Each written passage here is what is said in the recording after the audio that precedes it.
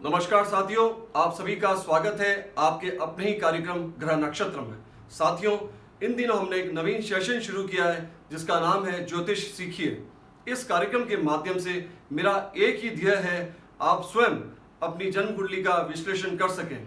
साथियों, यह आपके सामने जन्म कुंडली है और मैं यह भी कहना चाहता हूँ, हर एक माता पिता को अपनी संतान की जन्म कुंडली जरूर बनवानी चाहिए।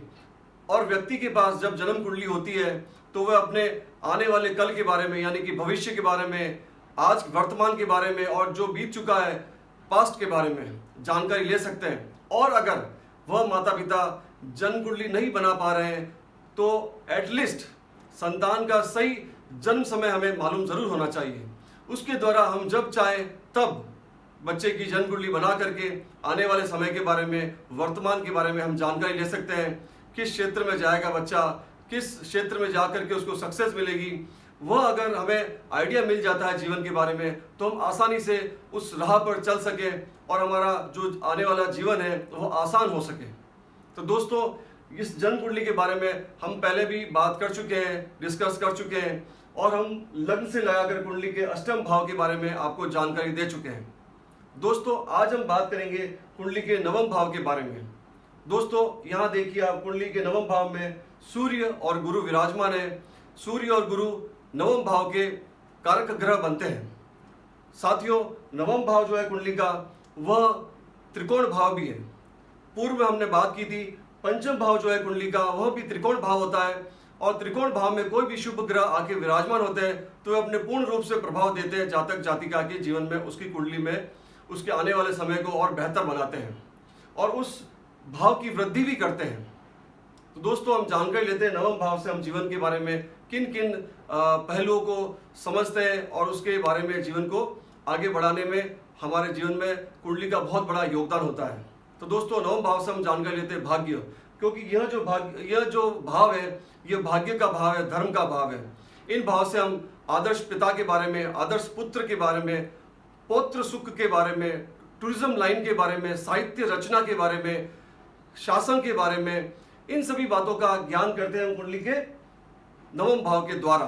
विदेश यात्रा, समुद्र यात्रा, दान, दैविक शक्ति, पाप पुण्य का विवेक, वह भी हम सब जानकारी लेते हैं कुंडली के नवम भाव के द्वारा। संतोष, उदारता, संपन्नता, यह सभी चीजों के बारे में हम जानकारी लेते हैं कुंडली के नवम भाव के द्वारा।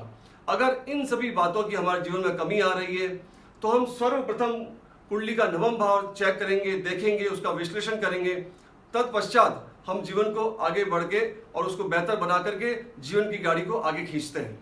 तो दोस्तों, अब हमने बात की कुंडली के नवम भाव के बारे में, अब हम जानकारी लेंगे कुंडली के दशम भाव के बारे में। यहाँ पे आप देखिए, बुध और शनि विराजमान है। बुध शनि के साथ साथ सूर्य और गुरु, ये चारों ग्रह कुंडली के दशम भाव के कारक ग्रह बनते हैं और दशम भाव कुंडली का केंद्र भाव भी होता है। जिस प्रकार से हमने पूर्व में बात की थी, प्रथम भाव, चतुर्थ भाव और सप्तम भाव यह भी केंद्र भाव होते हैं, उसी प्रकार से दशम भाव भी कुंडली का केंद्र भाव होता है। केंद्र भाव कुंडली के बहुत प्रभावशाली भाव होते हैं। यहाँ पे कोई भी शुभ ग्रह आके विराजमान होते हैं तो वे पूर्ण रूप से अपना प्रभाव देते हैं और उसमें जो दशम भाव है वह बहुत ही ज्यादा शक्तिशाली, बाहुबली केंद्र कह सकते हैं, क्योंकि इसे उत्तरोत्तर बली केंद्र भी कहते हैं। यहाँ पे अगर कोई भी ग्रह आके विराजमान होता है तो इन सभी केंद्र से ज्यादा फायदा करता है जातक जातिका के जीवन में। तो दोस्तों, अब हम जानकारी लेते हैं कुंडली के दशम भाव से हम किन किन बातों का ध्यान करते हैं, किन किन बातों के बारे में हम जानकारी लेते हैं अपने जीवन के बारे में, किन किन पहलुओं के बारे में।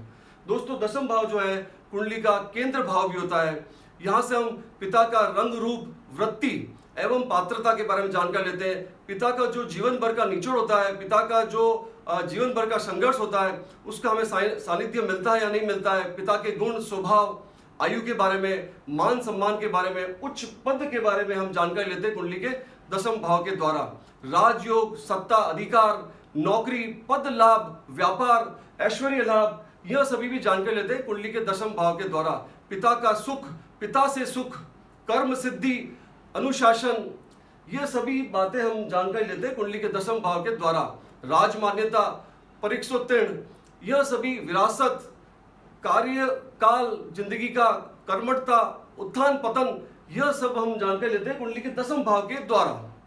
तो दोस्तों, इन सभी बातों की जानकारी अगर हमारे जीवन में इन बातों के लिए कमी आ रही है तो सर्वप्रथम हम कुंडली के दशम भाव को देखते हैं, चेक करते हैं और जिंदगी के बारे में हम जानकारी प्राप्त करते हैं। तो दोस्तों, आज हमने बात की कुंडली के नवम भाव और दशम भाव के बारे में। दोस्तों, आप लोग जो मैं सिखा रहा हूं, आप इसे सीख रहे हैं और अपने जीवन में उतार पा रहे हैं तो बहुत ही बढ़िया है। क्योंकि अगर आपको जन्म कुंडली देखना आता है और देखना सीख जाए, विश्लेषण करना सीख जाए, तो आप स्वयं अपनी जन्म कुंडली का विश्लेषण कर सकते हैं और अपने आने वाले समय को और बेहतर बना सकते हैं। दोस्तों, आपके जीवन में किसी प्रकार की कोई समस्या आ रही है तो आप निसंकोच होकर के मेरे कार्यक्रम में कमेंट के माध्यम से आप अपने प्रश्न भेज सकते हैं। मैं पूरी कोशिश करूंगा, जो भी आपके जीवन में कठिनाइयां आ रही है, जो भी आप प्रश्न मुझे भेज रहे हैं, मैं पूर्ण रूप से उन प्रश्नों का जवाब दूंगा और आपके जीवन से जो भी परेशानी आ रही है उनको निदान करने की पूरी कोशिश करूंगा। तो दोस्तों, आज मैं अपनी वाणी को यही विराम देता हूं। अगले कार्यक्रम में हम बात करेंगे कुंडली के एकादश भाव के बारे में। तो दोस्तों, आप लोग स्वस्थ रहिए, खुश रहिए। नमस्कार।